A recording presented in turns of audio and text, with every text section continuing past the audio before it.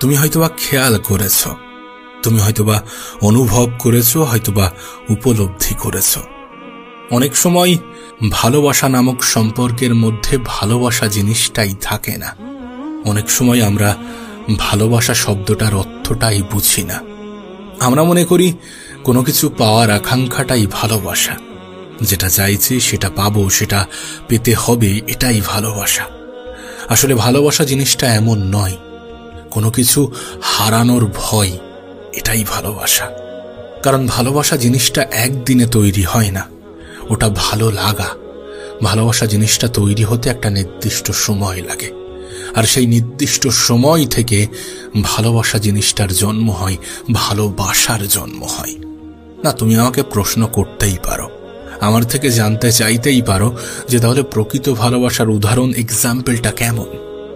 আমি তোমাকে বলছি, এ পৃথিবীতে কোনো সন্তান চাই না যে তার বাবা মা তার থেকে হারিয়ে যাক, এটা ভালোবাসা। আবার সন্তানরা যদিও বা চেয়ে থাকে, কোনো বাবা মা এটা চায় না যে তার সন্তানটা হারিয়ে যাক, এটা ভালোবাসা।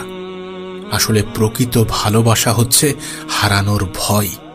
যদি কোনো ব্যক্তি, যদি কোনো মানুষ তোমাকে হারানোর ভয় না পেয়ে থাকে, তাহলে সে কখনোই তোমাকে ভালোবাসতো না, সে কখনোই তোমাকে ভালোবাসে না।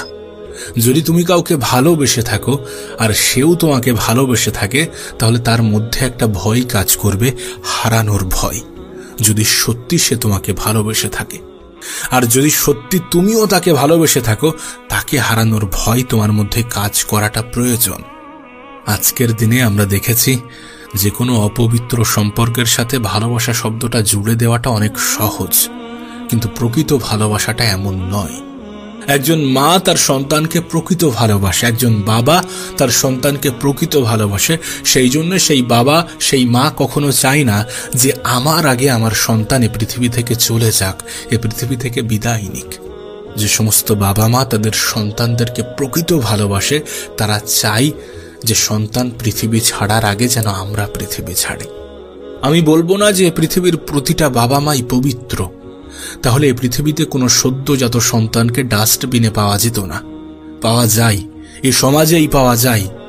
আমি বলবো না যে পৃথিবীর প্রতিটা মানুষের মধ্যেই মানবিকতা, মানসিকতা লুকিয়ে আছে, তাহলে এই পৃথিবীতে কোনো নিষ্পাপ মানুষের উপরে অত্যাচার হতো না, কোনো নিরীহ মানুষের উপরে জুলুম করা হতো না। কিন্তু আজকের টপিক মানসিকতা, মানবিকতা এগুলো নয়। আজকের টপিক হচ্ছে ভালোবাসা। আর তুমি যে ভালোবাসার বিষয়ে জানতে চাইছো, আমি শুধুমাত্র সেই ভালোবাসাকে ব্যাখ্যা করতে চাই না, কারণ সেখানে বেশিরভাগ ক্ষেত্রে ভালোবাসা শব্দটা থাকলেও ভালোবাসা ইমোশন যেটা, সেটা থাকে না। আবারও বলছি, কোনো কিছু পাওয়ার আকাঙ্ক্ষা প্রকাশ করাটা ভালোবাসা নয়। ভালোবাসা একটা দীর্ঘ প্রসেস, যেটা একটা নির্দিষ্ট সময় পরে তৈরি হয়। আর প্রকৃত ভালোবাসা হচ্ছে হারানোর ভয়। আমি জানি যারা শুনছে তারা জীবনে অনেকেই আঘাত পেয়েছে, আর আমি মনে করি জীবনে দু একবার আঘাত পাওয়াটাও প্রয়োজন, যাতে ম্যাচিউরিটিটা সামনে আসে, ম্যাচিউরিটিটা প্রকাশ পেয়ে থাকে। জীবনের সবকিছু মন দিয়ে নয়, কিছু সিদ্ধান্ত মস্তিষ্ক দিয়েও নিতে হয়। এটা আমরা ভুলে যাই যখন আমরা কাউকে অন্ধের মতো বিশ্বাস করি। এ পৃথিবীতে কাউকে অন্ধের মতো বিশ্বাস করা কখনো গ্রহণযোগ্য হতে পারে না। হ্যাঁ, কাউকে অন্ধের মতো বিশ্বাস করা উচিত নয়। এমনকি কাউকে এতটাও প্রকাশ করা উচিত নয় যাতে সে এটা বুঝে যায় যে তুমি তার প্রতি দুর্বল। কারণ সে যখন তোমার দুর্বলতাগুলো জানতে পারবে, তখন সেই দুর্বল জায়গাগুলোতেই আঘাত করবে। সে যখন তোমার দুর্বলতাগুলো জানতে পারবে, তখন তোমাকে নিজের মতো করে ব্যবহার করার চেষ্টা করবে। আর তুমি ব্যবহৃত হবে, কারণ তুমি তার প্রতি দুর্বল। তাই কাউকে অন্ধের মতো বিশ্বাস করো না, কারোর সামনে নিজের দুর্বলতাগুলো তুলে ধরো না, কাউকে এটা বুঝতে দিও না যে তুমি তার উপরে অনেক বেশি নির্ভরশীল। যদি সত্যি জীবনে কখনো আঘাত পেয়ে থাকো, তাহলে সেখান থেকে শেখো, সেখান থেকে শিখে নিজের জীবনে প্রয়োগ করো। নিজের ঘাটতি, নিজের গ্যাপগুলো পূরণ করো। এ প্রবাদ বাক্য তুমি হয়তোবা শুনেছ যে টাকা না থাকলে ভালোবাসা জানালা দিয়ে পালাবে।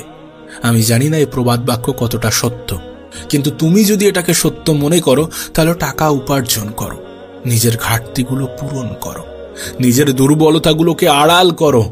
তুমি দেখেছো কোনো মানুষ নিজের দুর্বলতা জাহির করে? তাহলে তুমি কেন করবে? তুমি তো এটা অনুভব করেছো যে মানুষ দুর্বলতা জানার পরে দুর্বল জায়গাতেই আঘাত করে, তাহলে কেন নিজের দুর্বলতা প্রকাশ করবে? করো না, কখনোই করতে যেও না। কখনোই কাউকে অন্ধের মতো বিশ্বাস করতে যেও না। আর হ্যাঁ, আমি এমনটা বলছি না যে শুধুমাত্র ওই সন্তান আর বাবা মায়ের যে সম্পর্ক সেটাই পবিত্র, সেটাই প্রকৃত ভালোবাসা। ভালোবাসা আছে এবং সেটা এক্সিস্ট করে। তবে হ্যাঁ, আমি এটুকু বলতে চাইছি যে আজকাল জেনারেশনটা এমন জায়গায় চলে গিয়েছে যে কোনো শব্দের সাথে ভালোবাসা শব্দটাকে অনেক সহজে যুক্ত করা যেতে পারে। সেখান থেকে নিজেকে সেপারেট রেখো, নিজের সতর্ক থাকার চেষ্টা করো। আর একটা তিক্ত বাস্তবতা বলবো, মানুষ তোমার থেকে বেশি তোমার অবস্থানকে ভালোবাসে। মানুষ তোমার থেকে বেশি তোমার অবস্থানকে সম্মান করে, শ্রদ্ধা করে, মর্যাদা দিয়ে থাকে, এমনকি ভালোবাসে না। সব ক্ষেত্রে এটা প্রযোজ্য নয়, কিন্তু জীবনের বেশিরভাগ ক্ষেত্রেই এটা প্রযোজ্য। বিশেষ করে আজকের জেনারেশনে ভালোবাসা সম্পর্কের সাথে ফায়দা সম্পর্কের একটা গভীর সম্পর্ক আছে, একটা বিশেষ সম্পর্ক আছে।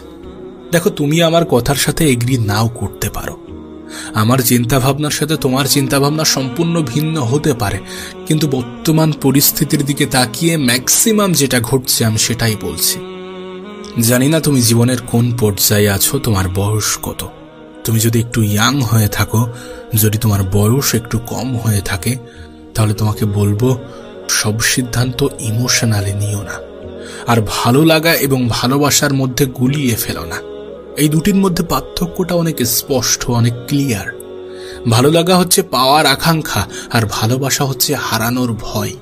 আবারও বলছি, ভালো লাগা হচ্ছে পাওয়ার আকাঙ্ক্ষা, আর ভালোবাসা হচ্ছে হারানোর ভয়। কাউকে দেখে যদি সত্যি মনে হয় যে সে আমাকে প্রচুর ভালোবাসে, তাহলে তার অন্তরে, তার মনে এটা কাজ করাটা খুবই গুরুত্বপূর্ণ। হারানোর ভয় থাকাটা খুবই গুরুত্বপূর্ণ। যে তোমাকে ছেড়ে বাঁচতে চাই, সে কিভাবে তোমাকে ভালোবাসে? যদি তার মনে হারানোর ভয় কাজ নাই করে, সে কিভাবে তোমাকে প্রকৃত ভালোবাসে? না না না না, প্রকৃত ভালোবাসা এমন নয়। যদি কখনো কোথাও থেকে ঠকে থাকো, তাহলে অনেক অভিজ্ঞতা সঞ্চয় হবে।